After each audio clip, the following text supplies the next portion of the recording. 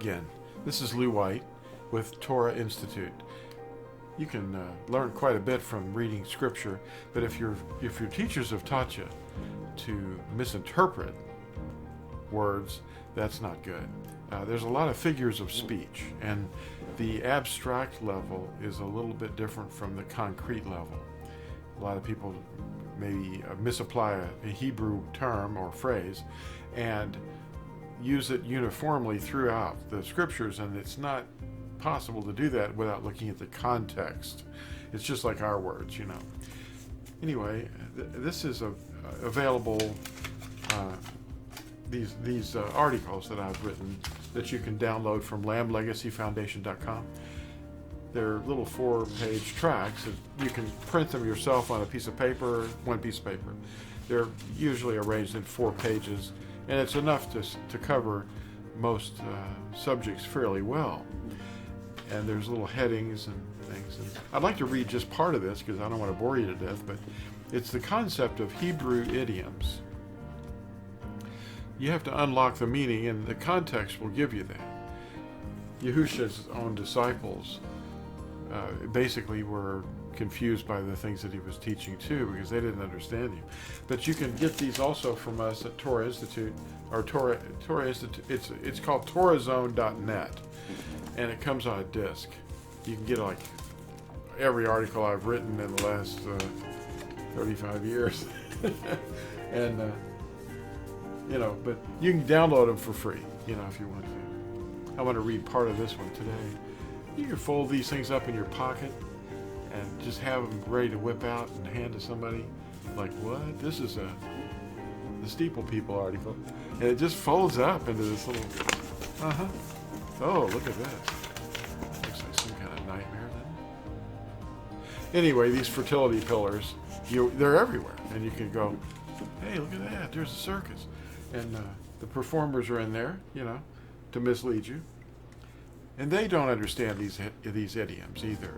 But if you have the indwelling spirit of Yahushua, you're going to recognize this, and you'll love it. Anyway, his own disciples, let me find that so I can read it to you real quick. Words like the lake of fire, where are the dead people, you know, where do they go? Things like that are covered in here. Let's see. His own disciples were confused over his figures of speech, and they were kind of confused. Yahushua said he used many idioms. Idioms are basically similar to maxims or parables. They illustrate something.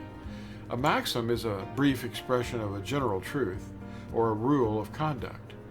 And an example of a maxim is the pen is mightier than the sword. You see how these things are abstractly interpreted. And idioms, maxims, and parables have been very useful teaching tools, especially in mainly oral cultures where people didn't have printed scriptures or dictionaries to look things up. So they used these devices, their oral cultures. So what is an idiom? An idiom is an expression of a concept, a feeling, an idea, circumstance, or a thing used in a figurative sense. An idiomatic expression should never be interpreted literally. It very closely is related to a maxim and a parable. Now let's look at what a parable is. A parable is a short allegorical story intended to illustrate or teach something true, a religious principle, or a moral lesson. Yahushua used many parables and figures of speech. At Luke 16, he uses the Hebrew idiom, the bosom of Abraham. This was a figure of speech that they readily understood, and Yahushua used it to make his point about a very rich man and a desperately poor man. And his point was that riches and pleasure and possessions and position can be a stumbling block to us. And I know that people say that oh, it doesn't matter. We have to stay away from these people that are doing this or that.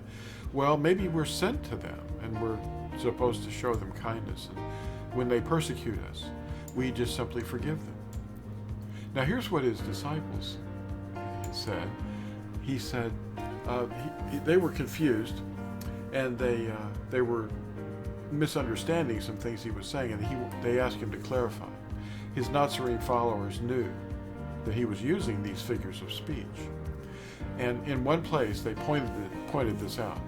At Yehukanan, that's John chapter 16 verse 29, his taught ones said to him, "See, now you're speaking plainly and not using figures of speech." These figures of speech refer to the use of idioms. Cultural idioms can be easily misunderstood when translated literally by other interpreters outside that culture. And they vary in their transparency. Sometimes they're familiar to us. There's situations where things are pretty obvious, but like if you use the phrase "bat out of hell," it means, or "get the hell out of Dodge." Well, it's leaving with extreme haste. That's all it means. But that's an obvious one.